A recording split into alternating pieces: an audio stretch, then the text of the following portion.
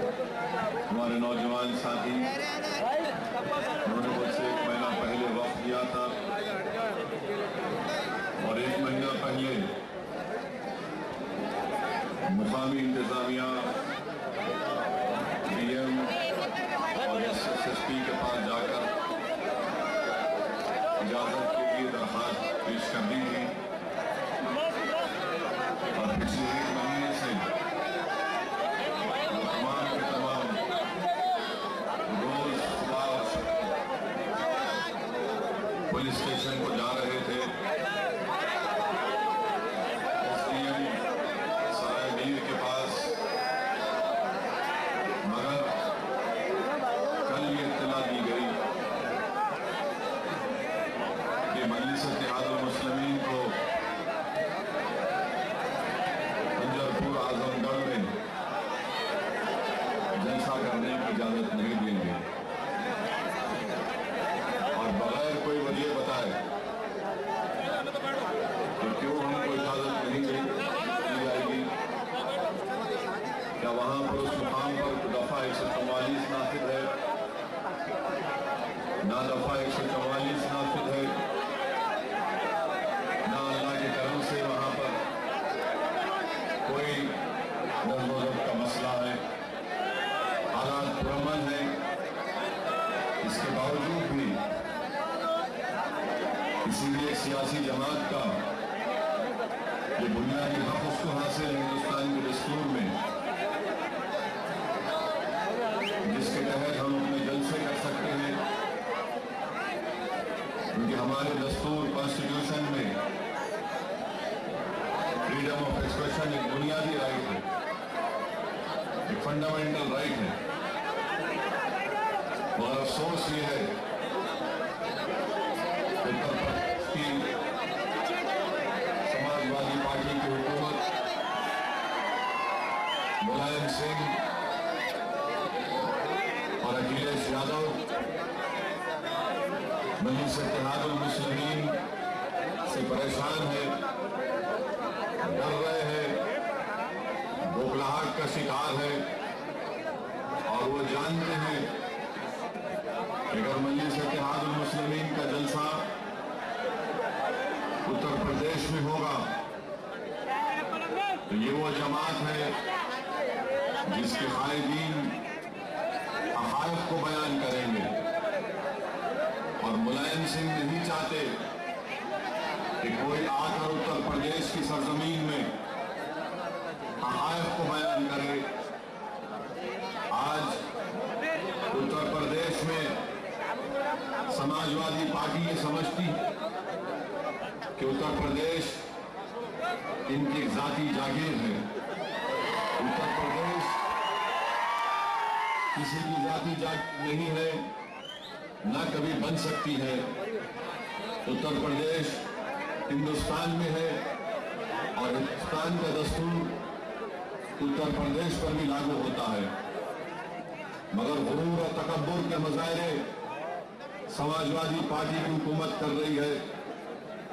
और अगर मुलायम सिंह, अखिलेश यादव ये समझ रहे हैं कि हमारे जलसे को परमिशन नहीं देकर या फिर हमारे जलसे को रोककर अगर वो ये समझ रहे हैं कि हम कभी नहीं आएंगे, याद रखो हिंदुस्तान हमारा वतन है, हिंदुस्तान के गली कूचों में जाना हमारा बुनियादी हक है और दुनिया की कोई ताकत हमको रोक नहीं सकेगी। इंशाअल्लाह ताला हम उत्तर प्रदेश के हर जिले को जाएंगे, चाहे वेस्टर्न यूपी हो चाहे ईस्टर्न यूपी हो, मजलिस इत्तेहादुल मुस्लिमीन जाएगी। हमको इलेक्शन में जीत हार की फिक्र नहीं है, हमको इस बात की फिक्र है कि पिछले साल के अंदर 12 महीने के अंदर जब से समाजवादी पार्टी की हुकूमत आई है इक़्तिदार पर, जिस तरीके से मुसलमानों पर जुल्म किया जा रहा है, जो फसादात बर्पा किए जा रहे हैं, कितने दिल्ली का बाजार गर्म है, जो वादे अक़लियतों से किए गए थे उसको पूरा नहीं किया गया। मैं आप तमाम को ये बताना चाहूंगा, क्योंकि अगर आप लोग चीखा मारना है तो बैठ जाता हूं, थोड़ी देर आप लोग चीखा मारिए, उसके बाद तकरीर करता हूं। किसी को बोलने की जरूरत नहीं है, खामोश बैठो आप। सिर्फ मैं आपसे 30-35 मिनट चाहता हूं, जहां पर है आप वहीं पर ठहरिए। जहां तक मेरी आवाज पहुंच रही है वो काफी है, और मैं चाहूंगा कि आप लोग आराम से बैठकर सुनिए, क्योंकि मैं जो आपसे कहने जा रहा हूं वो उत्तर प्रदेश के ताल्लुक से है। और मैं ये चाह रहा हूं कि यहां चिलकलगुड़े से जो आवाज निकलेगी वो लखनऊ में अखिलेश यादव के घर तक पहुंचनी चाहिए।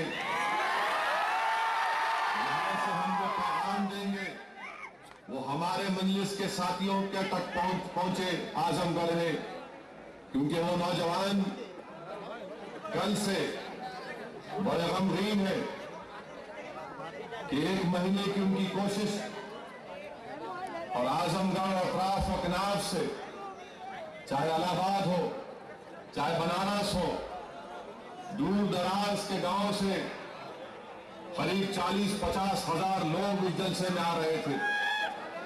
और उत्तर प्रदेश में समाजवादी पार्टी की हुकूमत ये मजारों को देख नहीं पा रही थी। इसीलिए मैं ये चाहता हूं कि आज जो तकरीर करूं, जो मेरी तकरीर कब होना था आजमगढ़ में, मैं आज यहां से करूंगा। और आज के जलसे में मौजूद तमाम नौजवानों से अपील करूंगा कि मेरी इस तकरीर को सोशल मीडिया पर डालो, यूट्यूब पर डालो, ट्विटर पर डालो, फेसबुक पर डालो, और अखिलेश और मुलायम का अकाउंट है तो उस पर भी डालो, ताकि लोग सुने और वो समझे।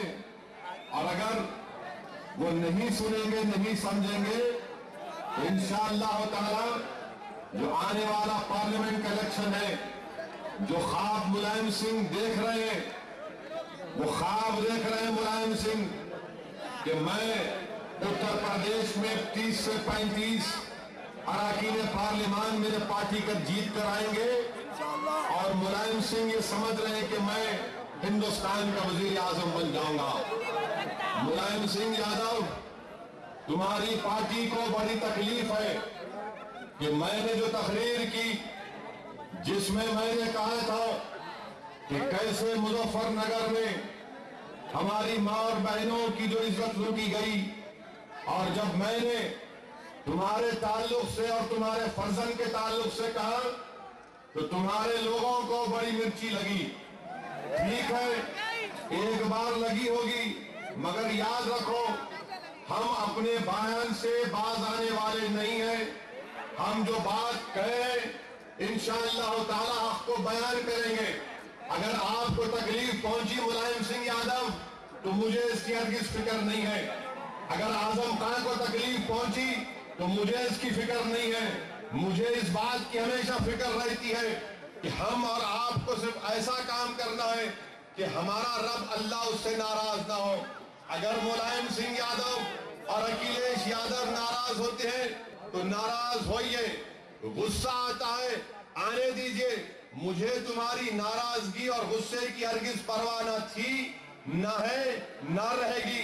मुझे अगर किसी की फिक्र है, मुझे अगर किसी के ताल्लुक से बोलना है, तो वो है उत्तर प्रदेश के मजलूम अवाम जो आज मुजफ्फरनगर में 20,000 से जायद आज भी मुसलमान मेरे नौजवान साथियों आज भी कड़ाके की सर्दी में रेफ्यूजी की जिंदगी गुजार रहे हैं। और ये समाजवादी पार्टी की हुकूमत क्यों हमको रोक रही है? क्योंकि ये नहीं चाहते कि मजलिस वहां पर जाए और मजलिस जाकर हकायक को बयान कर सके। और हकायक क्या है मैं तुम्हारे सामने रखता हूं। आज उत्तर प्रदेश के जो हालात है मेरे नौजवानों, यहां पर इलेक्शन हुआ पिछले साल और समाजवादी पार्टी को 224 रुकने असेंबली इनके मुंतखब हुए। बहुजन समाज के 80 रुकने असेंबली मुंतखब हुए। वो तादाद के एतबार में समाजवादी पार्टी बहुत ज्यादा पर कामयाब हुई, मगर वोट परसेंटेज समाजवादी पार्टी और बहुजन में सिर्फ 3% वोट का फर्क था। 3% वोट बीएसपी को 80 कर दिए और 3% वोट समाजवादी पार्टी को 224 कर दिए। और मैं आपको बता रहा हूं कि हमको क्यों नहीं आने दिया जा रहा है, क्योंकि उत्तर प्रदेश में मुसलमान 18% है, मुसलमान 18% है और ये जो यादव हैं वो सिर्फ 7% है। ये 7%, हम 18%। वोट हमारा, राज इनका, वोट हमारा, इख्तिदार इनका, वोट हमारा, ताकत इनकी, जुल्म हम पर, वोट हमारा, हुकूमत इनकी और फसाद हमारे घर पर होता। ये फर्क है। इसलिए जानते हैं मुलायम सिंह कि अगर मजलिस आएगी वहां पर तो 3% वोट नहीं बल्कि मजलिस कम से कम 8 से 9% वोट का फर्क पैदा कर देगी और इनका जो ख्वाब है वजीर आजम बनने का वो चिकना चूर हो जाएगा। तो पहली वजह ये हमको नहीं आने देने की। दूसरी वजह यह है, दूसरी वजह क्या है कि ये नहीं चाहते कि उत्तर प्रदेश की आवाम को मालूम हो कि वहां पर मुसलमानों का क्या मौक़िफ़ है। सुनो मेरी बात आप कि उत्तर प्रदेश में एक मुस्लिम घराना जो महाना उनका खर्चा होता है, जिसको अंग्रेजी में कहते हैं कि मंथली पर कैपिटा एक्सपेंडिचर, अंग्रेजी में मंथली पर कैपिटा एक्सपेंडिचर, यानी एक घर अपने जरूरियात के ऊपर कितना खर्च करता है। सुनो आप कितना खर्च करते हैं उत्तर प्रदेश में मुसलमान। ये हुकूमत के फिगर्स है। 817 रुपये मुसलमान अपने घर में खर्चते उत्तर प्रदेश में। 817 रुपये माना। ये जो नौजवान आज सरजमीन हैदराबाद पर 800 रुपए की शर्ट पहन के फिरते, मैं तुमको दावत फिक्र दे रहा हूं नौजवानों, अगर अल्लाह तुमको 800 रुपए की शर्ट पहना रहा है तो अल्लाह का शुक्र अदा करो, क्योंकि तुम्हारे भाई, तुम्हारी बहन, तुम्हारा रिश्तेदार या रिश्तेदार नहीं भी है, जो कलमे का रिश्ता है वो खून के रिश्ते से बढ़कर है, वो उत्तर प्रदेश में सिर्फ महाना 817 रुपये खर्चते हैं। 817 रुपये उत्तर प्रदेश में ये खर्चते हैं। ईस्टर्न यूपी का मुसलमान कितना खर्चता है? 737 रुपये। 737 रुपये। वेस्टर्न यूपी का हिंदू कितना खर्चता है अपने घर के ऊपर? 1265 रुपये। वेस्टर्न यूपी का हिंदू 1265 रुपये और वेस्टर्न यूपी का मुसलमान कितना खर्चता है? 845 रुपये। 50% का फर्क है। और ये सेकुलरिज्म की बात करने वालों ठेका लेके रखे हुए सेकुलरिज्म का मुलायम सिंह। जब बाबरी मस्जिद शहीद हुई, बाबरी मस्जिद के ईंटें जमीन पर गिरी थी, उस वक्त समाजवादी पार्टी को बनाए थे, जो अपने आप को मौलाना मुलायम कहते थे, जो अपने आप को मुसलमानों का मसीहा कहते थे, जिनको हम अफसोस के साथ कहना पड़ता है कि जनाब मोहतरम आजम खान साहब इनको रफीक मुल्क का खिताब किए। ये कौन सी रफीक मुल्क है? ये कौन सा रफीक है आजम खान साहब कि आपकी रियासत में वेस्टर्न यूपी में एक हिंदू घराना 1265 रुपये खर्चता है और मुसलमान 845 रुपये। क्या ये आपकी हुकूमत है? इसीलिए आप हमको नहीं आने देना चाह रहे थे। मैं नहीं, तुम मेरे को रोक दिए, कोई बात नहीं, मगर अल्लाह मेरी आवाज को इंशाअल्लाह ताला उत्तर प्रदेश के मुसलमानों के हर घर में पहुंचाएगा। तुम मुझे रोक सकते हो, तुम मेरी आवाज को नहीं रोक सकते। तुम मुझे रोक सकते हो मगर तुम मेरी जज्बात को रोक नहीं सकते। तुम मुझे रोक सकते मगर जो अल्लाह ने मुझे ताकत दी है उसके फजल और करम से, उस ताकत के बलबूते पर मुलायम सिंह एक एक घर में मजलिस इत्तेहादुल मुस्लिमीन की आवाज पहुंचेगी। तुम्हारी समाजवादी पार्टी का खात्मा होगा इंशाअल्लाह ताला। हमको इसीलिए रोक रहे। और फिर तीसरी वजह क्या है? तीसरी वजह यह है कि उत्तर प्रदेश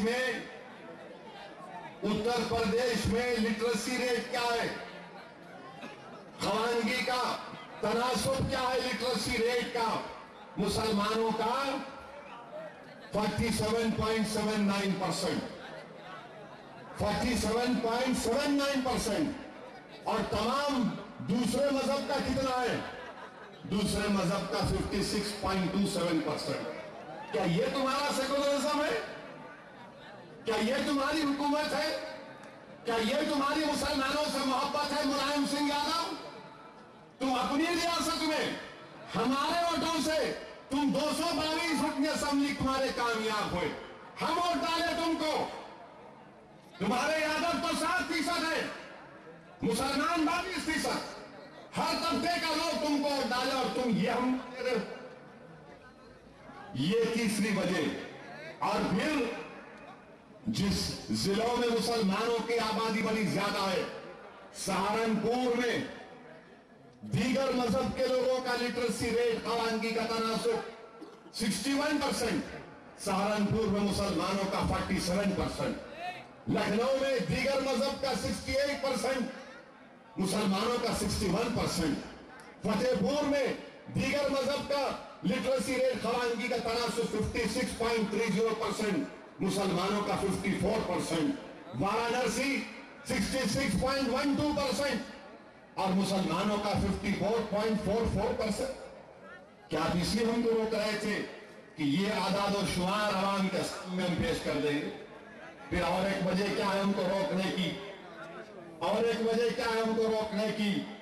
आपको मालूम कि उत्तर प्रदेश, मेरे नौजवानों, अगर हैदराबाद में 1 घंटा लाइट बंद हो जाती तो आप और हम फोन करते लाइट के दफ्तर को, और कैसा फोन करके पूछते, कैसा पूछते, खोलता नहीं खोलता?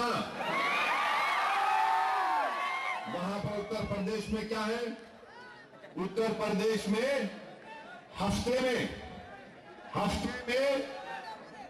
ठहरिए, सुनिए, नहीं कोई नहीं बैठेगा, आपको खाली आवाज सुनना है मेरी। 6.5 फुट 2 इंच का हूं अभी, और क्या इतना लंबा करूं? ढक से ऊपर आवाज जो पैगाम देना चाह रहा हूं सुनिए, उसका दोबारा मैं ये कहना चाह रहा हूं, बैठ जाइए, बैठ के सुनिए, बैठिए। उत्तर प्रदेश में बरखी 7 दिन में, बरखी 7 दिन में बहुत से इलाकों में, पूरे इलाकों में नहीं, बहुत से इलाकों में सिर्फ 4 दिन आती है, 5 दिन। कितने घंटे? 8 घंटे। 7 दिन में 3 या 4 दिन 8 घंटे लाइट आती। और उसका नतीजा क्या हुआ? जिसको मोहतरम जनाब आजम खान साहब ने मुलायम सिंह यादव को रफीक मुल्क करार दिया, क्या हुआ? लाइट नहीं है, बरखी नहीं है, तो अलीगढ़ में खुफलों का कारोबार हमारा, और अगर खुफलों का कारोबार करना है तो बरखी की जरूरत पड़ती, कारोबार का नुकसान। मुरादाबाद में ब्रास का कारोबार, बरखी नहीं है, कारोबार का नुकसान। सहारनपुर में फर्नीचर का काम है, लाइट नहीं है, हमारा नुकसान। मीरठ में मैकेनिक लाइन में हम है, बरखी नहीं है, हमको नुकसान। फिरोजाबाद में ऐसे बेहतरीन कारीगरी का काम होता है, बरखी नहीं है, हमको नुकसान। कन्नौज, जहां से समाजवादी पार्टी के एमपी है मोहतरमाए, वहां पर हमारा अतर का कारोबार, सारी दुनिया में कन्नौज में अतर का कारोबार, आज वहां पर बरखी नहीं है, हमारा नुकसान। यानी एक सिस्टमैटिक तरीके से जहां जहां हमारे कारोबार थे वहां लाइट नहीं। और मुलायम सिंह यादव साहब का जो गांव है सफाई, वहां पर कितनी लाइट है, लाइट बंद ही नहीं होती वहां पर, लाइट बंद ही नहीं होती वहां पर। क्या अलीगढ़ में, मुरादाबाद में, फिरोजाबाद में, यहां पर क्यों लाइट बंद हो रही है? आप क्यों नहीं देते हमको बरकी? क्योंकि हम यहां पर कारोबार कर रहे हैं, मेहनत मजदूरी करके अपना पेट भर रहे हैं और यहां पर कोई नहीं है, इसीलिए हमको नहीं आने देना चाह रहे थे। और एक वजह क्या है? और एक वजह यह है कि जब से अखिलेश यादव उत्तर प्रदेश के चीफ मिनिस्टर बने, 13 महीने के अरसे में, 13-14 महीने के अरसे में उत्तर प्रदेश में 100 से ज्यादा फरकवाराना फसाद हुए या वाकयात हुए, 100 से ज्यादा। आप बताइए, मैं रिकॉर्ड पेश कर रहा हूं, सुनो। अगर कल आजमगढ़ में रहता तो बोलता था क्या मथुरा, बरेली, फैजाबाद, प्रतापगढ़, गाजियाबाद में तुम्हारे दौरे इख्तियार में अखिलेश यादव साहब 2-2 बार इन जगहों पर फसाद नहीं हुआ? क्या बरेली, संभल, बिजनौर, इलाहाबाद में 2-2 बार फसाद नहीं हुआ? क्या मीरठ में 3 मरतबा फसाद नहीं हुआ? क्या गाजियाबाद में 2 मरतबा फसाद नहीं हुआ? क्या लखनऊ, सुल्तानपुर, बहरेच में, रामदास नगर में, क्या संभल में फसाद नहीं हुआ? क्या अक्टूबर 12, 2012 को क्या फैजाबाद में फसाद नहीं हुआ? और कैसा फसाद हुआ? दुकानें जल रही थी। यही हैदराबाद में फैजाबाद के लोग रहते हैं, अपने रिश्तेदारों से मुझे बात करवाया, तो जिस घर में मैं फोन किया वो मुझसे कह रहा था कि असद साहब सुनो, हमारे घर अतराफ में औरतों की चीखों की आवाज आ रही है, हमारे सामने के घर को जला दिया गया।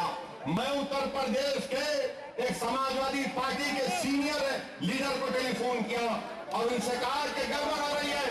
उन्होंने कहा कि नहीं, हमने आज ही आकर लखनऊ में बात कर आए थे।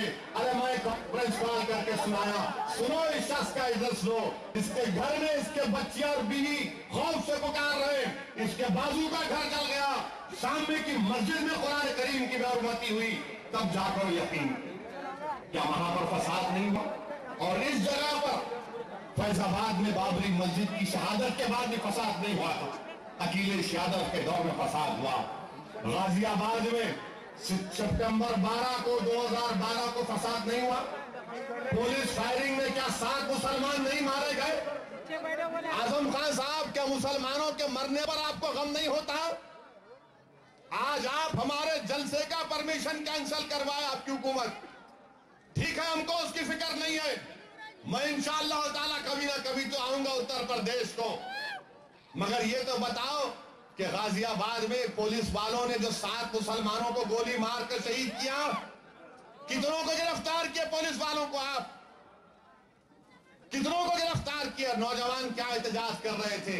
नौजवानों ने देखा कि मस्जिद का, पुलिस स्टेशन के पास, पटरियों के पास कुरान करीम के वो औराक फाड़ कर फेंके पड़े हुए, एक नहीं 100 की तादाद।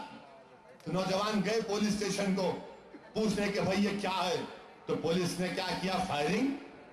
7 मुसलमान मारे गए। क्या इसलिए आप हमको रोक रहे थे कि बात अवाम में हम ना करें? आजमगढ़ में जवाब दो, समाजवादी पार्टी के नाम निहाद सेकुलर कायदीन, जवाब दो। हिंदुस्तान की अवाम और हिंदुस्तान का मुसलमान, उत्तर प्रदेश का वो गयूर नौजवान जो आज तय कर चुका है कि चाहे कुछ भी हो जाओ, वो अपनी बेबाक आवाज मजलिस इत्तेहादुल मुस्लिमीन को उत्तर प्रदेश में लाएगा। वो तुमसे पूछ रहा है, जवाब दो कि क्यों गाजियाबाद में हम पर गोलियां बरसाई गई? और फिर क्या हुआ?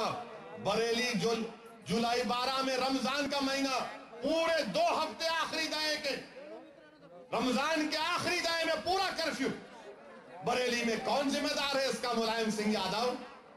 आप तो रफीक मुल्क हैं, आप तो मौलाना मुलायम हैं, आप तो मुसलमानों के मसीहा हैं, मगर आप ऐसे कैसे मसीहा हैं कि आपके नाक के नीचे मेरे घर को जलाया जा रहा है, मेरे बच्चों के सीनों पर गोलियां मारी जा रही हैं। बरेली में 2 हफ्ते फसाद रहा। जुलाई 12 में 3 लोग मारे गए, शहीद हो गए। क्या इसलिए आप हमको रोक रहे थे समाजवादी पार्टी? फिर कोसी कलान में जून 2012 को 5 लोग मारे गए फसाद में, कौन जिम्मेदार है इसका? मैं जिम्मेदार हूं, मेरी तकरीर जिम्मेदार है, मजलिस जिम्मेदार है, तुम्हारी हुकूमत, तुम्हारा मिनिस्टर, तुम रफीक मुल्क, तुम मसीहा नाम निहाद के, अरे सब चीज तुम्हारे पास, और फिर खून हमारा क्यों बह रहा है? इसके जिम्मेदार कौन है? और फिर प्रतापगढ़ में 2012 को जो फसाद हुआ, इसका जिम्मेदार कौन है? बताओ मुझे। ये नहीं चाहते थे कि हम आकर ये बयान करें। फिर मुजफ्फरनगर का फसाद, मुजफ्फरनगर का फसाद जनवरी 8 को मुलायम सिंह यादव, उनके फर्जंद, उनके नूरे नजर अखिलेश यादव बैठकर फिल्म स्टार के नाच को देख रहे हैं। कोई फिल्म स्टार नाच रहा है तो मुलायम सिंह मुस्कुरा रहे, कोई नाचने वाली कमर मटकारी तो उनको खुशी हो रही। बाप बेटे दोनों बैठकर नजारा देख रहे हैं।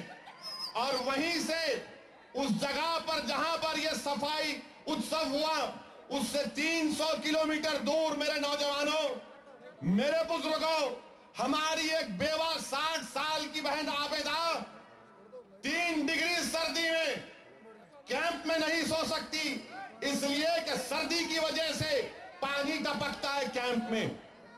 तो आबेदा हमारी एक बेवा बहन जो 60 साल की है, जिसने खुद कहा, क्या कहा जिसने, कि मैं 2 दिन गन्ने के खेतों में भागती रही, मैं 2 दिन गन्ने के खेतों में भागती रही, 3 रात मैं गन्ने के खेतों में छुपती रही, क्योंकि उसका घर बार लुट चुका था। वो आबेदा हमारी बेवा बहन मुजफ्फरनगर में कैंप में नहीं सो सकती, 3 डिग्री की सर्दी है। क्या करती है बहन हमारी? जो गन्ने के सूखे कागज होते, वो पत्ते होते हैं, उसको जलाकर रात गुजारती कि कब सुबह हो जाए और फिर धूप निकले तो थोड़ी राहत मुझे मिले। और ये बाप बेटे बैठकर नंगा नाच देखते हैं। अरे क्या तुम में इंसानियत मर गई? कहां गए वो मुलायम सिंह जो 1990 में जब बाबरी मस्जिद को तोड़ने के लिए संघ परिवार जा रहे थे, तो यही मुलायम सिंह उन पर गोलियां चलाए थे। मस्जिद को बचाने के लिए वो एक हरकत उन्होंने की जिसको मुसलमान ने याद की रखा था। आज वही मुलायम सिंह को क्या हो गया? कहां गई ये सब चीजें? बताओ मुझे। बाप बेटे बैठकर नाच देख रहे हैं और हम कैंपों में जिंदगी गुजार रहे हैं। हमारे पास सर्दी से बचने का कोई रास्ता नहीं है, तो गन्ने के सूखे पत्ते जलाते रात रात भर 15,000 मुसलमान उन ओपन ग्राउंडों में, खुले खेतों में रेफ्यूजी की जिंदगी गुजार रहे हैं। और आज अपने आप को आप सेकुलर बोलते हैं। हिंदुस्तान का वजीर आजम आप बनना चाहते हैं, हिंदुस्तान में आप पैगाम देना चाहते हैं कि मैं सेकुलर हूं और कोई नहीं है। अरे तुम इतने बड़े जालिम हो कि जो लोग रेफ्यूजी की जिंदगी गुजार रहे थे, तुमने उन कैंपों को निकाल कर फेंक दिया, कैंपों को बुलडोजर लगा के निकाल कर फेंक दिए। और सफाई महाउत्सव में अखबारात ने लिखा, मैं नहीं जानता कि 200 करोड़ 300 करोड़, तो चीफ मिनिस्टर ने कहा कि नहीं, झूठ है, हम सिर्फ 6 करोड़ खर्चा करें। अरे 6 करोड़ क्या जरूरत थी? अगर एक बार तुम और तुम्हारे वालिद वो थातैया नहीं देखते तो क्या तुम्हारी जिंदगियों में तकलीफ पैदा हो जाती? क्या तुम्हारे दिल को तकलीफ पहुंचती? अफसोस होता है। मुझे किसी ने दिल्ली से फोन किया और कहा कि असद साहब, आपने आजम खान के बारे में कहा, अच्छा नहीं कहा। मैंने कहा, क्या कहा मैंने? आजम खान वहां के जिम्मेदार मिनिस्टर हैं, हम उनके अच्छे कामों की तारीफ भी करते हैं। यकीनन आजम खान ने जौहर यूनिवर्सिटी बनाई, हम उसकी तारीफ करते हैं। पर आजम खान एक इंचार्ज मिनिस्टर है मुजफ्फरनगर के, उनको इंचार्ज मिनिस्ट्री से निकाला गया। अखिलेश यादव ने कहा कि नहीं आप मुजफ्फरनगर नहीं देखेंगे, तो आजम खान साहब नाराज हो गए, नाराज होकर बैठ गए। मिनिस्ट्री आपसे, डिस्ट्रिक्ट के इंचार्ज आपको छीन लिया गया तो आप नाराज हो गए। यहां पर तो 80,000 मुसलमान बेघर हो गए। डिस्ट्रिक्ट का इंचार्ज आपसे छीन लिए तो आप नाराज हो गए। 70 मुसलमान मारे गए, ऑफिशियली फिगर है। अनऑफिशियली कहते हैं कि 100 की तादाद में मुस्लिम खवातीन की इज्जत लूटी गई, तो आपकी नाराजगी कहां है मुझे बताओ, आपका गुस्सा कहां है मुझे बताओ। अगर मेरी बात से आपको तकलीफ पहुंची तो असदुद्दीन ओवैसी फिर तुमसे कह रहा है ये क्या झूठ है, ये मैं जो कह रहा हूं झूठ है कि आप स्विट्जरलैंड को गए, एमएलएस को लेकर, जनाब हजरत आजम खान एमएलएस को लेकर गए, बर्तानिया गए, तुर्की गए, क्या गए, और फिर जब लोगों ने कहा कि लोग मुजफ्फरनगर में मर रहे हैं मुसलमान, तो मौसूफ ने कह दिया, हमारे भाई ने, हमारे बड़े हैं, उन्होंने कह दिया कि दुश्मन है, मुसलमान इस डेलीगेशन को लीड कर रहा है तो दुश्मनी कर रहे हैं। ये कैसा मिजाज है आपका कि आपका कलमा गो भाई और बहन तड़प तड़प कर सर्दी में तड़प रहे हैं, बच्चे जान दे दिए, 45 बच्चे, छोटे बच्चे मर गए, नौजवानों। मुजफ्फरनगर में कैंपों में 45 हमारे बच्चे मर गए, जिनको अल्लाह ने औलाद दी। अपने सीने पर हाथ रखकर पूछो, असदुद्दीन ओवैसी तुमसे सवाल कर रहा है, अगर तुम्हारी औलाद को जरा बुखार आ गया तो बाप और मां के दिल पर क्या तकलीफ पहुंचती। हम भागते हैं अपने बच्चे के लिए, अपनी बच्ची के लिए। तो जरा सोचो नौजवानों, उन माओं पर क्या गुजर रही होगी जो बेबस है, लाचार है, सब चीज लुट गया, घर लुट गया, तबाह हो गए, बर्बाद हो गए, उनका बच्चा भी चला गया, मासूम बच्चे मारे गए। तो यही समाजवादी पार्टी, ये नाम निहाद सेकुलर, ये कहती है, इनका प्रिंसिपल सेक्रेटरी कहता है कि सर्दी से अगर लोग मरते तो साइबेरिया में पूरे मर जाते। अरे प्रिंसिपल सेक्रेटरी साहब, आ जाओ, आप आके ठहरो एक रात मुजफ्फरनगर में। अगर सुबह तक तुम्हारे हाथ और पैर अगर नहीं ठिठर गए तो हमको बताना। अरे हम सर्दी में मर रहे हैं, हमारे बच्चे मर रहे हैं, हमारी ज़ईफ औरतें रात में नहीं सोती, और तुम्हारा प्रिंसिपल सेक्रेटरी रफीक मुल्क ये कहता है कि सर्दी में अगर लोग मरते तो साइबेरिया में मर जाते। हमारी तकलीफ नहीं है, हमारी मौत इंसानियत की मौत नहीं है, हमारी बहन बेवा होना, हमारा घर तबाह हो रहा, तुम्हारा घर तो आबाद है ना। ये कौन सा मिजाज है बताइए आप कि मुजफ्फरनगर में ये हुआ।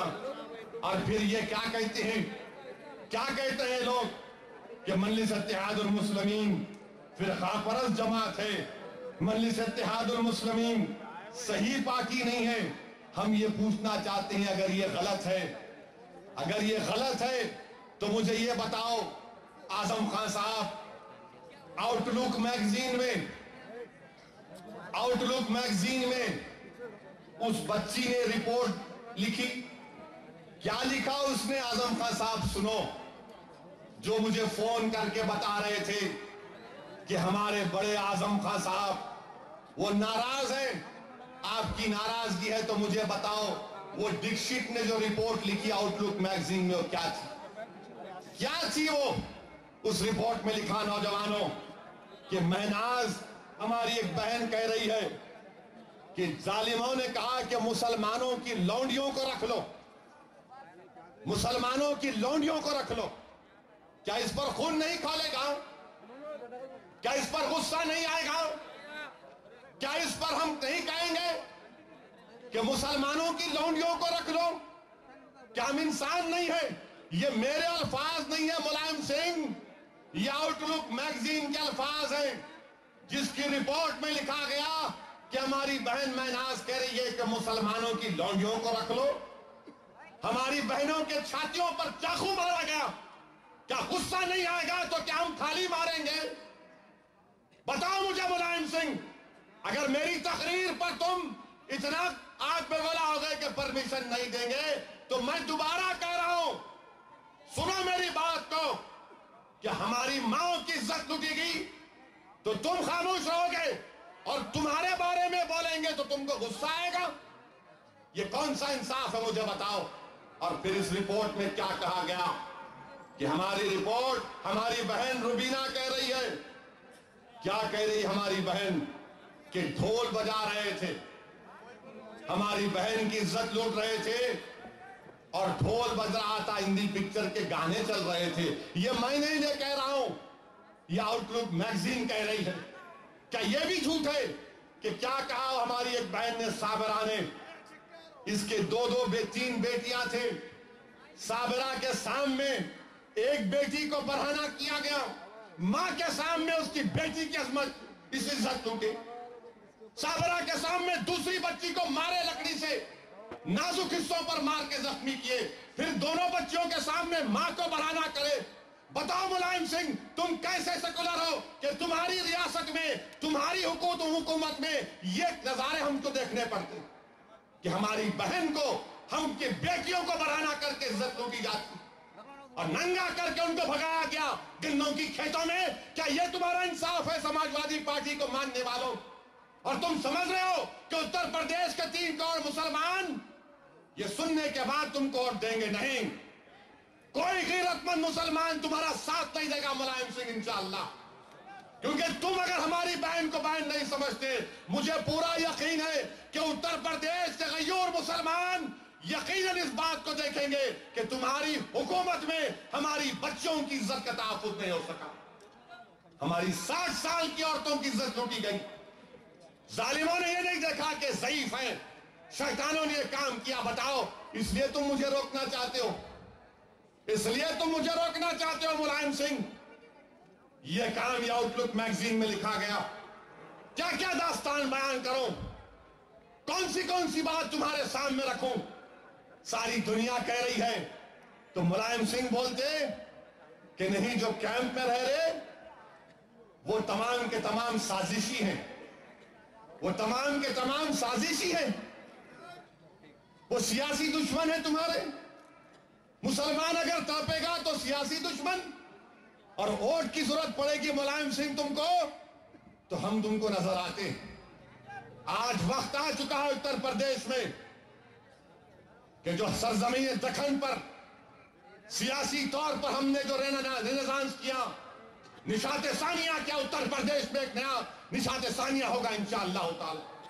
उत्तर प्रदेश में एक नई आवाज उभरेगी मजलिस इत्तेहादुल मुस्लिमीन के रूप में। उत्तर प्रदेश के घर घर में मजलिस इत्तेहादुल मुस्लिमीन का परचम लहराएगा। और मुलायम सिंह, ये कौन सा इंसाफ है तुम्हारा कि तुम विजारत उज़्मा के उम्मीदवार, तुम्हारी रियासत में मोदी तकरीर कर सकता और मैं तकरीर नहीं कर सकता हूं? नरेंद्र मोदी तकरीर करेगा और हम नहीं कर सकते? आपका उनका क्या रिश्ता है, जरा ये तो बताओ। कौन सा रिश्ता है ये तो बताओ। आखिर इतनी मोहब्बत आप में उसमें कैसे पैदा हो गई?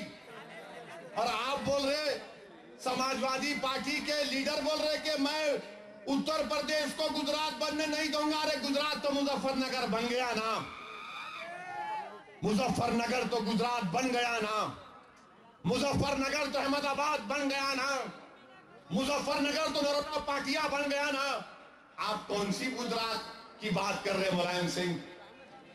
आप बोलते कि मैं रोकूंगा मोदी को, नहीं, आप नहीं रोक सकते। आप तो मिले हुए हैं, आप में और मोदी में मैच फिक्सिंग है। आप में और मोदी में चोली दामन का साथ है, आपका और मोदी का।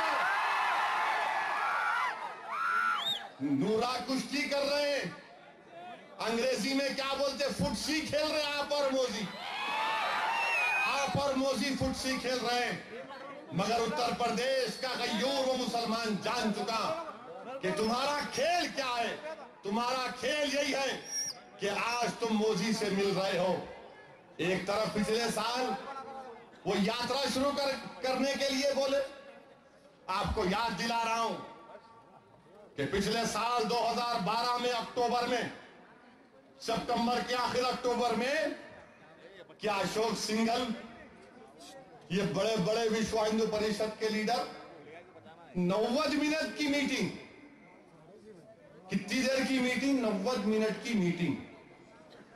इखलाकी मीटिंग हम समझ सकते हैं कि पानी पिलाए, चाय पिलाए, क्या बैठ के मुगल आजम देख रहे थे? 90 मिनट की मीटिंग, चाय पिलाए, खाना खिलाए तो 10-15 मिनट, समोसा खिलाए तो 90 मिनट आप क्या कर रहे थे बातचीत? ये सितंबर अक्टूबर की बात कर रहा हूं। आज इनका खेल सब सामने आ गया। मेरे अजीज दोस्तों, मैं उत्तर प्रदेश के बारे में इसलिए बयान कर रहा हूं ताकि कम से कम ये जो टीवी के चैनल यहां पर हैं, ये तमाम रूबी 4 टीवी, क्या क्या है यहां पर, बर्फ, ये तमाम के तमाम की जिम्मेदारी इनकी भी बनती है कि रिकॉर्डिंग करना और मुलायम सिंह के अकाउंट पे डालना, और ये बोल के डालना ये भड़काऊ भाषण दिए थे तुम्हारे बारे में, ये बोल के डालना कि सरजमीन दक्कन का गयूर नौजवान तुमको ललकार रहा है और तुम्हारी गलतियों को बयान कर रहा है। अजीबो गरीब इत्तेफाक कि मोदी मीरठ में जलसा करेगा अब 2 दिन के बाद। हम नहीं जा सकते, हम नहीं जा सकते। मोदी अच्छा है क्या मुलायम सिंह? मोदी कब से अच्छा हो गया आपके लिए? क्या आप भी अंदरूनी को मीटिंग करे क्या? अशोक सिंघल से तो कर लिए थे आप, क्या मोदी से भी कुछ बातचीत हो गई? जैसा चंद्रबाबू नायडू करे आप भी कुछ कर लिए क्या? आज अखबार में आया कि शरद पवार भी मीटिंग करे। अरे ये पूरे बड़े बड़े लोग जाके मिल ले रहे उससे। अरे कौन तो भी है जी ने, क्या करता है मोदी? ऐसे 56 आए चले गए, आने दो देखेंगे। जमहूरियत है, कानून है और ये हिंदुस्तान है। उन्होंने अहमदाबाद में कर लिए होंगे मगर हिंदुस्तान अलग है। हिंदुस्तान में आज भी हमारा हिंदू भाई हों दो, दलित होने दीजिए या बैकवर्ड क्लास का हमारा भाई हों दो, सेकुलर है। आप वहां पर नंगा नाच करे होंगे अहमदाबाद में, मगर याद रखो नरेंद्र मोदी, हम तुमको रोकेंगे जरूर इंशाअल्लाह, हम तुमको रोकेंगे जरूर। पार्लिमानी जमहूरियत में हमको इख्तियार है। हाँ, तुम शरद पवार से मिल सकते हो, मिलने के बाद तो सब तरदीद करेंगे, नहीं मिले बोलेंगे। मिले बोल के कौन बोलते? मिले बोल के कौन बोलते? शरद पवार मिल लिए, मुलायम सिंह अशोक सिंघल से बात की 90 मिनट। 90 मिनट की क्या मीटिंग थी आज तक समझ में नहीं आया मेरे। इतने समोसे कहाँ होंगे बैठ के लोग? 1 2 3 4 5, अरे कितने खाए होंगे ये लोग? पूरी प्लानिंग करें। हमारे हैदराबाद में कहावत है, तू रो ऐसा कर मैं हंसे ऐसा कर। अंग्रेजी की कहावत है, you scratch my back I scratch your back. तू मेरी पीठ खुजा मैं तेरी पीठ खुजा दूं। इन लोगों को क्या खुजली की बीमारी हो गई? समाजवादी पार्टी और नरेंद्र मोदी को कौन कौन सी चीजें लग रही हैं? पाउडर हमारे पास है, दवा भी हमारे पास है, और वो दवा हिंदुस्तान का सेकुलरिज्म है। वो पाउडर क्या है? वो हिंदुस्तान का तमाम अटूट इत्तेहाद है। वो हम वो पाउडर लगाएंगे तुम्हारे पे, लगाएंगे पाउडर। बड़े मेकअप करके आ रहे, इन्हों जलसा कर रहे, उन्हों जलसा कर रहे। नरेंद्र मोदी बोल रहा कि मैं जहां जाता हूं बाप बेटे मेरे पीछे पड़ जाते। तो सुन लो मोदी, बाप बेटे के खिलाफ भी पढ़ेंगे और तेरे खिलाफ भी हम पढ़ेंगे। अजीज दोस्तों, और फिर हमारे खिलाफ क्या है आपको मालूम? कि अगर हम वहां गए तो क्या बोलने वाला था मैं। ये जो रिकॉर्ड आपके सामने रख रहा हूं, आजमगढ़ में, मोहम्मदपुर, मिर्जापुर और साथियों में जगह, 3 जगह है इलाके आजमगढ़ डिस्ट्रिक्ट में। इन जगहों पर मरकजी हुकूमत ने उत्तर प्रदेश की गवर्नमेंट को लिखा कि हम आपको 5 करोड़ रुपए देना चाह रहे हैं तरक्की के काम के लिए। प्रपोजल भिजाओ, रोड का, ड्रेनेज का, बोरवेल के पंप का, स्पिन रोड का, स्कूल की बिल्डिंग का। 6 महीने हो गए, प्रपोजल नहीं गया। 6 महीने हो गए, प्रपोजल नहीं गया। क्या आप इसलिए हमको रोक रहे थे कि हम ये बात नहीं करना? क्या मुजफ्फरनगर में, अखिलेश यादव आपसे सवाल कर रहा हूं, कल मेरी तकरीर आपके अकाउंट पे आने वाली है। हमारे हैदराबाद के, हिंदुस्तान के पूरे नौजवान ट्विटर के जरिए, फेसबुक के जरिए, वो यूट्यूब के जरिए, वो अजीब व गरीब ट्यूब है उसके जरिए भी जाएंगे।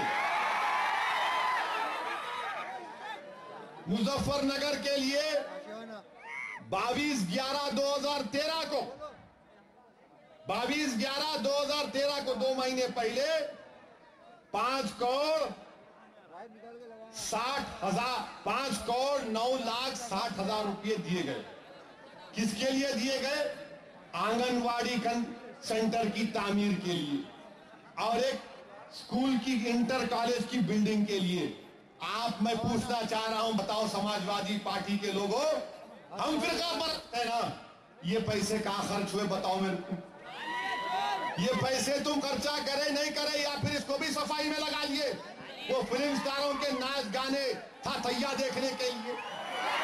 फिर ये बताओ कि बाराबंकी में 3 करोड़ 75 लाख रुपए पिछले साल दिए गए। पॉलिटेक्निक बच्चियों का जैदपुर में और एक आंगनवाड़ी सेंटर के लिए ये पैसा आप इस्तेमाल करें नहीं करें बताओ मुझे अखिलेश यादव।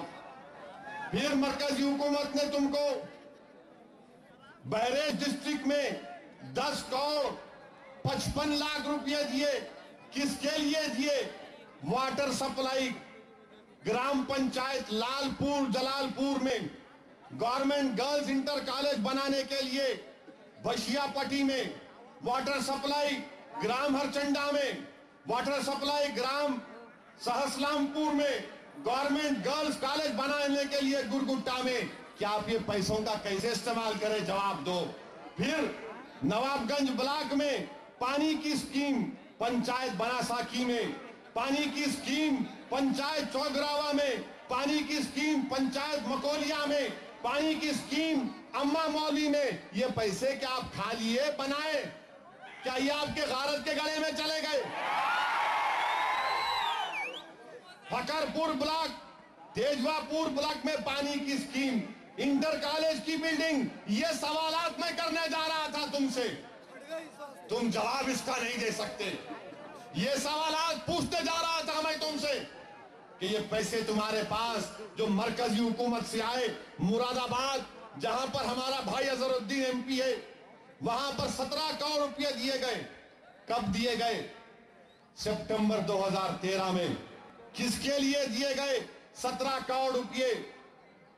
ठकुरवाड़ा ब्लॉक में गवर्नमेंट इंटर कॉलेज की बिल्डिंग के लिए, computer lab upper primary school में, पानी की सप्लाई वीरपुर वरियार में, गवर्नमेंट कॉलेज सर्कल हाउस में पानी की वाटर सप्लाई, मुरादाबाद ब्लॉक में, मुंडा पांडे ब्लॉक में, बिलारी ब्लॉक में गवर्नमेंट इंटर कॉलेज की तामीर, बिलारी ब्लॉक में गवर्नमेंट हाई स्कूल बिल्डिंग की तामीर, दिंगर ब्लॉक में आंगनवाड़ी सेंटर, गवर्नमेंट कॉलेज की तामीर, computer lab Urdu primary school में, आयुर्वेदिक डिस्पेंसरी दिलारी ब्लॉक में, पानी की सप्लाई दकया जांच में, दिलारी ब्लॉक में गवर्नमेंट इंटर कॉलेज सिहाली खद्दार में, दियारी ब्लॉक में कस्तूरबा गांधी विद्यालय की तामीर, होम्योपैथिक डिस्पेंसरी की तामीर ग्राम राजपूत केसारिया में। ये क्या हुआ अखिलेश यादव? क्या तुम इसका जवाब दे सकते हो? मैं ये सवालात ये अवाम के सामने रखने आ रहा था, तो उत्तर प्रदेश की हुकूमत ने कहा कि नहीं, आप नहीं आ सकते। अब आप बताइए मैं क्या बोलने जा रहा था। मैं चिलकलगुड़े के जलसे से उत्तर प्रदेश के मेरे भाई और बहनों से पूछना चाह रहा हूं। मैं ये बताने आ रहा था आपसे, मैं आपका गम बांटने आ रहा था, मैं आपकी आंखों से जो आंसू बह रहे उसको महसूस करने आ रहा था। मैं मुजफ्फरनगर में जो हमारी बहनों की इज्जत लूटी, जो तुम्हारे सीने में तकलीफ है उसको महसूस करने के लिए आ रहा था। और क्यों नहीं तकलीफ होगी सरजमीन दखन पर बसने वाले गयूर नौजवानों को, क्यों नहीं महसूस होगी तकलीफ सारे हिंदुस्तान के मुसलमानों को। इसलिए महसूस होगी क्योंकि रसूलुल्लाह सल्लल्लाहु अलैहि वसल्लम ने इरशाद फरमाया कि मुसलमान एक जिस्म वाहिद की तरह है। मुलायम सिंह, हम एक जिस्म वाहिद की तरह है। अगर मुजफ्फरनगर के मुसलमान के तलवे में कांटा चुभेगा तो हैदराबाद के नौजवान के सीने में तकलीफ महसूस होगी। ये हमारा ईमान है, ये हमारे आका का इरशाद।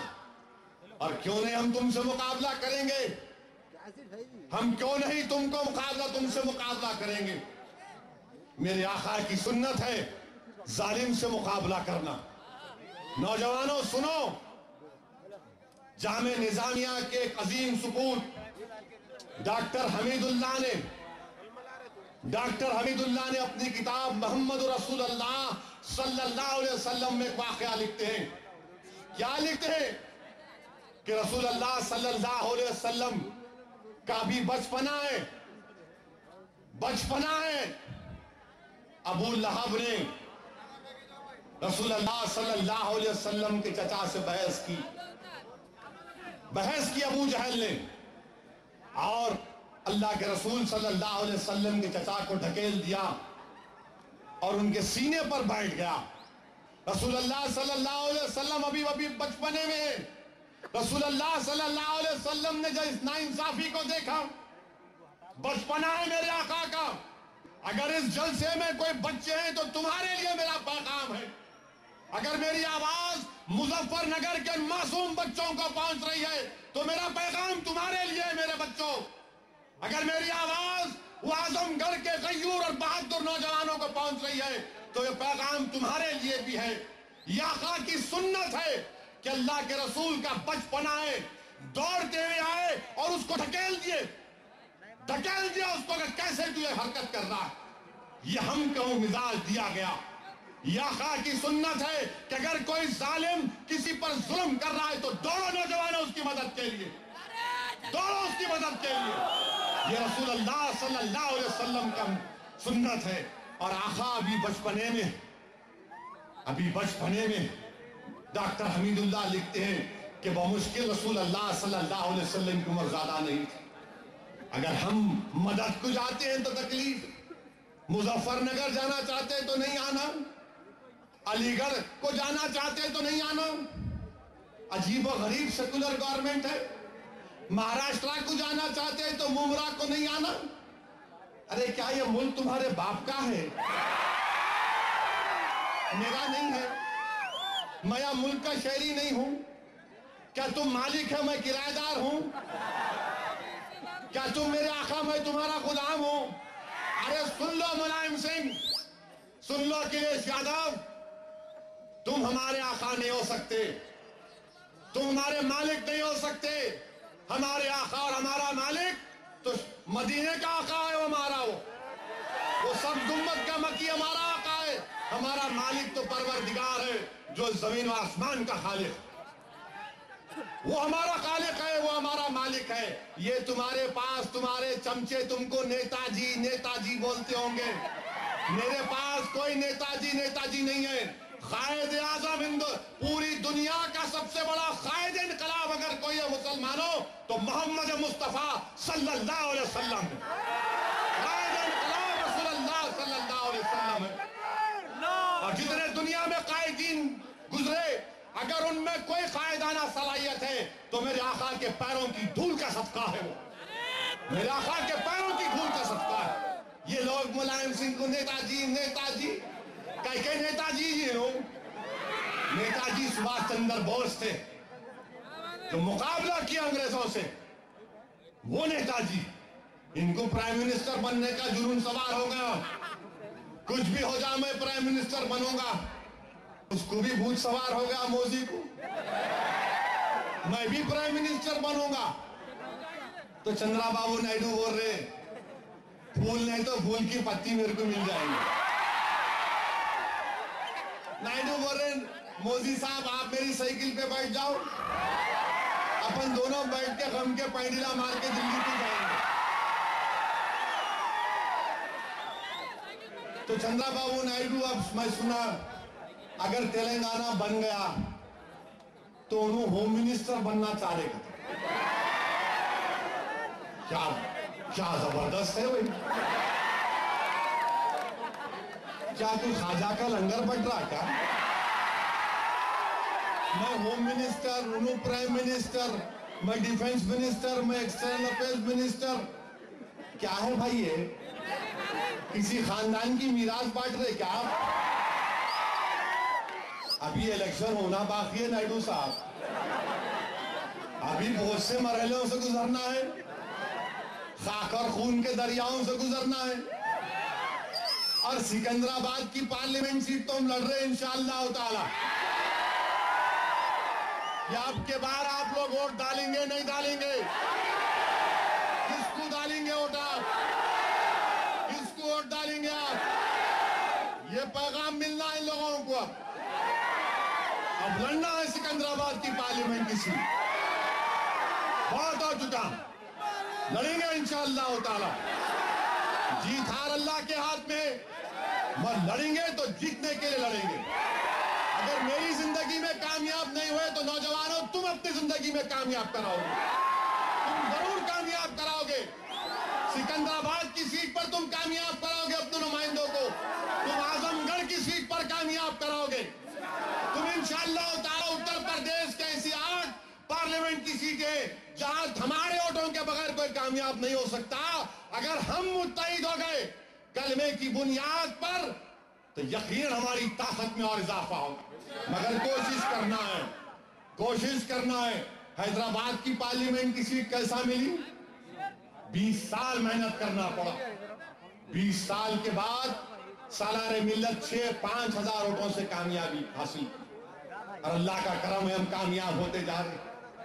मगर इनको हैदराबाद की सीट से भी तकलीफ, हैदराबाद की सीट की बड़ी तकलीफ इनको। कैसा इनको रोकना, कैसा मीर जाफर मीर सादफ को खड़ा करना, कैसे कठपुतलियों को खड़ा करना, कैसे नाचने गाने वालों को लेके आना, क्या क्या करना, सब नए नए तरकीब सोच रहे।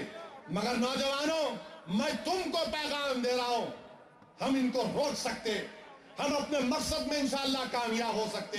अगर आप अटूट अल्लाह पर तवक्कल करेंगे, अगर आप पूरा अल्लाह पर तवक्कल करेंगे और इत्तेहाद का मुजाहरा करेंगे और अपने वोटिंग परसेंटेज को बढ़ाएंगे, पोलिंग परसेंटेज को बढ़ाओ नौजवानों। पोलिंग के दिन खाली एक ही धुन सवार रहना, वोट डालना, वोट डालना, वोट डालो, वोट डालो, भागते रहो, वोट डालो, वोट डलवाओ, पोलिंग परसेंटेज को बढ़ाओ। क्योंकि आप देख रहे हैं कि राजस्थान में अगर बीजेपी कामयाब हुई, मध्य प्रदेश में बीजेपी कामयाब हुई, छत्तीसगढ़ में अगर बीजेपी कामयाब हुई, दिल्ली में अगर कांग्रेस पिके गई तो पोलिंग परसेंटेज 65-70% के दरमियान था। अगर हमारा पोलिंग परसेंटेज 50-55 रहेगा तो काफी नहीं, हमारा पोलिंग परसेंटेज बढ़ना चाहिए मेरे भाई, बहुत बढ़ना चाहिए। और नौजवानों पहले अपने घर के अफराद खानदान को लेकर जाओ, अपनी मां बहनों को लेकर जाओ, अपना वोट डालो, उसके बाद सेल फोन खोलो, सुबह सुबह उठ के नहीं डाला, और उस दिन क्योंकि नहीं मालूम उस दिन दोबारा जलसा होगा तो मैं आ सकूंगा नहीं आ सकूंगा, मैं इसको मेरी इलेक्शन की मुहिम समझकर आपसे खिताब कर रहा हूं कि उस दिन सुबह में कम से कम उस दिन सुबह तो उठ के नमाज पढ़ो, एक दिन फजर की नमाज पढ़ो, अल्लाह के सामने दुआ करो। वैसे तो रोज पढ़ना है, हमारा मिजाज क्या है, रात के 2 बजे 3 बजे आके सोते, अम्मा उठाते, बाबा उठाते, अरे उठ फजर पढ़। बेचारे अम्मा बाबा पढ़ के सो जाते, हमारे भाई सो रहा अभी। 10 बज गए, अम्मा बोलती है नाश्ता कर ले, वो तो फौरन कुत्ता लाओ खाने को लाओ। नमाज पढ़ बोल तो नहीं उठते, अम्मा बोली देख आमलेट बड़े का खीमा तैयार करी आ जाओ। ये क्या मिजाज है? तुमको बड़े से मोहब्बत है और जो सबसे बड़ा है उससे ही मोहब्बत करो। वल्लाह है, वल्लाह सबसे बड़ा है, याद रखो। वही हर चीज देने वाला है। नौजवानों, जिस दिन तुम नमाजों की पाबंदी कर लोगे नौजवानों, दुनिया में इनकलाब पैदा हो जाएगा। नौजवानों, तुमने देख लिया, तुमने एक चीज में तुम कामयाब हुए तो किसी का कितों का नुकसान हो गया, करोड़ों का नुकसान हो गया। तुम बोले हट नहीं देखते जाए तेरे को। क्या किया आपने? नहीं देखते बोले आपने काम। इन बुराई के अड्डों पे नहीं जाएंगे हम इन गंदे चीजों को नहीं देखेंगे। हम ये नाचने गाने वालों पर पैसा नहीं खर्चा करेंगे, क्योंकि हम रसूलुल्लाह सल्लल्लाहु अलैहि वसल्लम के गुलामों के गुलाम हैं। ये हमारे हीरो नहीं हो सकते। उलमा हमारे हीरो हैं, अहलुल्लाह हमारे हीरो हैं, अहले दिल हमारे हीरो हैं। ये क्या जिए, ये गंदे नजीज गलीज कहां से आ जाते नहीं मालूम, मगर मालूम हो गया ना, मालूम हो गया किसकी पतंग हवा में उड़ती, किसकी पतंग हवा में उड़ती मालूम हो गया। मगर मजलिस का निशान पतंग का है, उसकी बात नहीं कर रहा हूं मैं, लाहौल वाला हूं। इलेक्शन का आगाज कर रहा हूं, मुहिम का। हमारा निशान पतंग का रहेगा इंशाअल्लाह। तो पतंग पिलाना है आपको, पतंग पिलाना है। मेरे अजीज दोस्तों, आज आप देखे कि तेलंगाना के ताल्लुक से बिल हो गया, असेंबली में नामंजूर कर दिए। अब पार्लियामेंट पे जाएगा, पार्लियामेंट पे जाएगा। चीफ मिनिस्टर बोल रहे मैं नहीं आन देता हूं। अजीब गरीब पार्टी है, दो राय। चीफ मिनिस्टर बोल रहे नहीं होने देता हूं, डिप्टी चीफ मिनिस्टर बोल रहे नहीं पैदा ही होगा बच्चा। अरे बाबा ये कब तो भी पैदा कर रहे, पैदा होता नहीं होता। अगर हुआ भी तो क्या उसका हाथ टूटा रहेगा या पैर टूटा रहेगा। हैदराबाद पे कॉम्प्रोमाइज नहीं कर सकते। हैदराबाद हमारा है, हैदराबाद सबका है, मगर दिल तो मेरा है ना।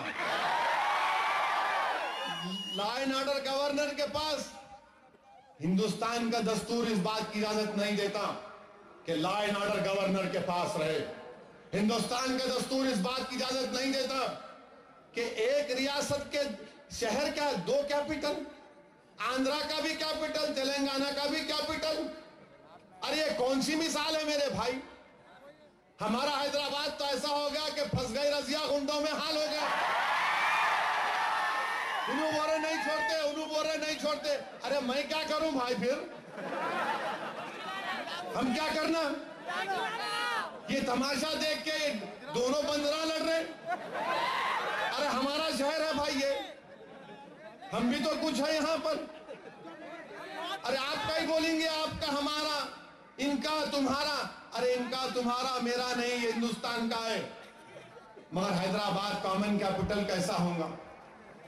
और फिर हाई कोर्ट नहीं बनाते कहते तेलंगाना की, क्यों नहीं बनाते, बनाओ ना। नहीं तेलंगाना की का वो हाई कोर्ट बाद में बनाते। नौकरियों का मसला है, यूनियन पब्लिक सर्विस कमीशन, उन्होंने देखेंगे कहते यहाँ की नौकरियां कहीं को देखते भाई, क्यों देखते आप बनाओ यहाँ का स्टेट पब्लिक सर्विस कमीशन। क्या कांग्रेस वालों तुमको इतनी बड़ी बेचैनी है कि कुछ भी हो जाओ जाके मैं चीफ मिनिस्टर बन जाऊं, गिर के बन जाऊं, दौड़ के बन जाऊं, खींच के बन जाऊं। आप कभी देखे म्यूजिकल चेयर्स हम स्कूल में खेलते थे, म्यूजिकल चेयर्स, टीचर बोलते थे अब हम वो करेंगे, अब तुम भागना, ऐसा टेप बंधवा बैठ जाना। ये कांग्रेसियों को ये दिख रहा, मैं कुर्सी पे बैठ रहा हूं, 25 लोग हैं तो दावेदार इनके पास, 25 लोग दावेदार है तेलंगाना की चीफ मिनिस्ट्री के लिए। अरे बनो भाई, खुशी होंगी हमारे को, मगर ये सब चीजों के साथ बनो, वरना क्या तुम इंसाफ करोगे? वो 600 बच्चे जो खुदकशी करके मर गए उस्मानिया यूनिवर्सिटी, वरंगल, 4 तरफ के, उनको क्या जवाब दोगे तुम? वो बेचारे मर गए, उनके अम्मा बाबा आज तक परेशान, उनके अम्मा बाबा परेशान, उनका भाई परेशान, उनका बाप परेशान, मगर आप बोल रहे नहीं ऐसा ले लेंगे, जैसा आता ले लेंगे। कैसा लेते भाई आप, कैसा ले लेंगे आप? दस्तूर भी तो कोई चीज है नहीं है। मजलिस ने साफ और वाज़ेह तौर पर कह दिया कि हमको मंजूर नहीं है, हमको मंजूर नहीं है। अगर पार्लियामेंट में ऐसा बिल आएगा तो मजलिस इत्तेहादुल मुस्लिमीन इस बिल के खिलाफ तरमीमात पेश करेगी। मजलिस इत्तेहादुल मुस्लिमीन ऐसा बिल आएगा हम तायद नहीं करेंगे। और मुलायम सिंह, अब मालूम होगा तुम्हारे को, तेलंगाना बना तो उत्तर प्रदेश के 4 टुकड़े, क्योंकि मायावती ने रेजोल्यूशन पास करके भिजा दिया है कि उत्तर प्रदेश को 4 टुकड़े करो। उन्हें शातिर औरत है, वो बहुत काबिल है मायावती। ये पूरे संघ परिवार के बोले अंबेडकर का पुतला लगा रही, अंबेडकर का पुतला लगा रही। अच्छा, दूसरों के लगाना करते, आरएसएस वाले बोलते भारत माता की लगाना, अंबेडकर की नहीं लगाना। क्यों? कि अंबेडकर की लगाने से तकलीफ हो गई। तो मायावती बोली अच्छा अंबेडकर के लगाए तकलीफ होती, अब मैं जो है काशीराम का लगाती हूं। तो संघ परिवार वाले बोले अब इन्हें काशीराम का लगा दी। फिर उसके पीछे पड़ गए, नहीं इनका लगाना था, गोलवालकर का लगाना था, हेगडेवर का लगाना था, फुना का लगाना था। तो उन्हें बोली अच्छा ये मेरा भी लगा देती हूँ। अब क्या बोलते हैं उन्हें बोली तुम ये बोले मैं ये करी, ऐसा रहना जवाब देने वाले इनको जवाब देना।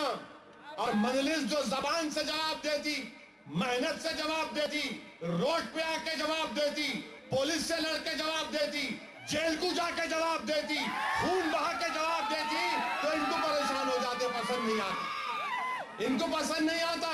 इन्हों बोलते हैं ना क्या किस्सा क्या है लोगों का, जबान है AK-47 है, बोले चले जाते हैं। अरे आजमगढ़ को तुम बदनाम किए, आजमगढ़ को दहशतगर्दी के अड्डे बोल के बदनाम किए। वो आजमगढ़ के बच्चे पार्लिमानी जमहूरियत को मजबूत कर रहे थे, पार्लिमानी जमहूरियत में जलसा कर रहे थे आजमगढ़ के नौजवान। क्या तुम उनको जलसा रोक के तुम क्या मैसेज दे रहे हो उनको? तुम बदनाम कर रहे आजमगढ़ को। आजमगढ़ का एक एक बच्चा हिंदुस्तान से मोहब्बत करने वाला बच्चा, आजमगढ़ का एक एक आलिम हिंदुस्तान से मोहब्बत करने वाला आलिम। वो शिवली की सरजमीन है, वो गद्दारों की सरजमीन नहीं हो सकती आजमगढ़। वो हिंदुस्तान से मोहब्बत करने वालों की सरजमीन। जलसा कर रहे तो आप जलसा करने नहीं दिए। बताओ तुम बदनाम नहीं कर रहे आजमगढ़ को तो कौन कर रहा बदनाम? अब अखबारात में आ रहा, बीजेपी वाले बोल रहे कि नहीं अब भूल जाओ 2002 को, बाबरी मस्जिद की शहादत को भूल जाओ। बीजेपी वाले बोल रहे देखो 2002 में हुआ था, उसके बाद नहीं हुआ।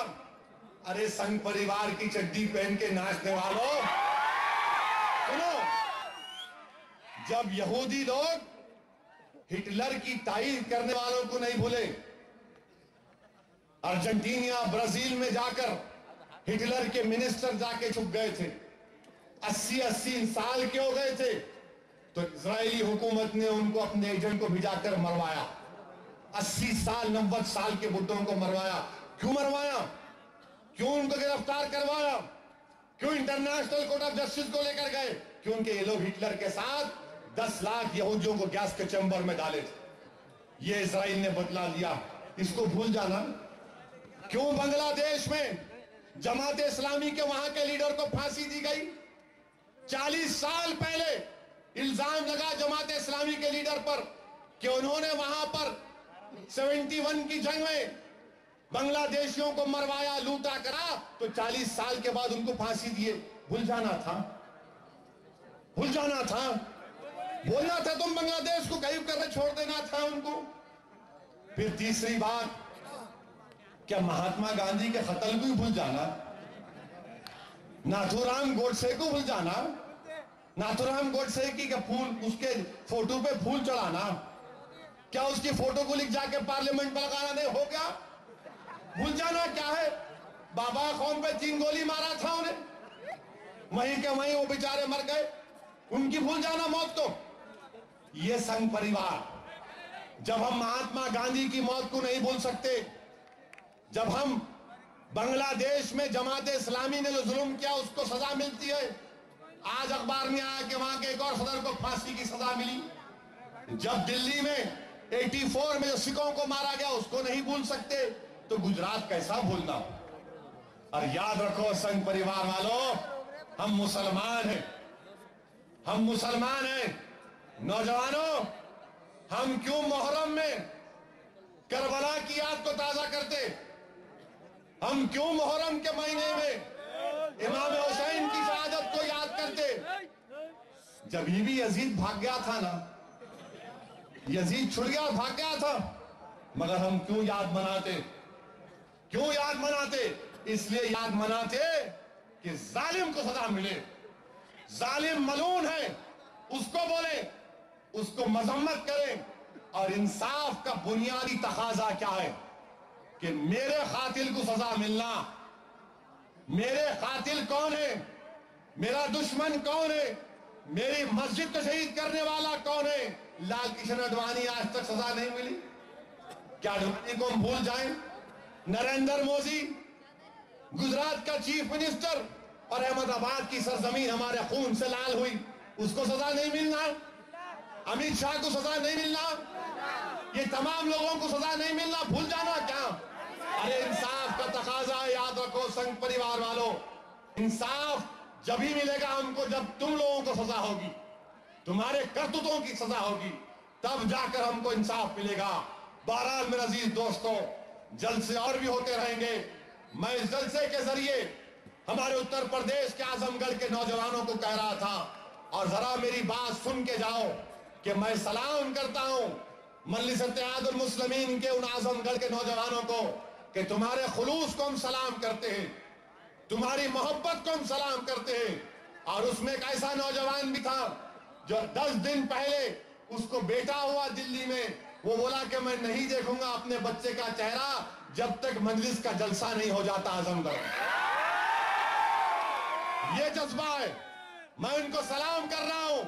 और अगर कोई हमारी गरीबी का मजाक उड़ा रहा है तो याद रखो, दीन इस्लाम की तारीख गवाह है, जंग उहद में रसूलुल्लाह सल्लल्लाहु अलैहि वसल्लम ने अपने महबूब चचा हजरत हमजा की लाश मुबारक को देखा, तो चादर के जरिए हजरत हमजा की लाश को जब छुपाया जाता जिसमें मुबारक को, तो चेहरा दिखता, अगर चेहरे को छुपाते तो पैर दिखता। वो नजारे भी हम देखे हैं। याद रखो, गरीबी से हम डरने वाले नहीं हैं। इंशाअल्लाह ताला उत्तर प्रदेश आजमगढ़ के नौजवानों को हम सलाम करते हैं। अल्लाह हमारे लिए काफी है, अल्लाह हमको कामयाब करेगा।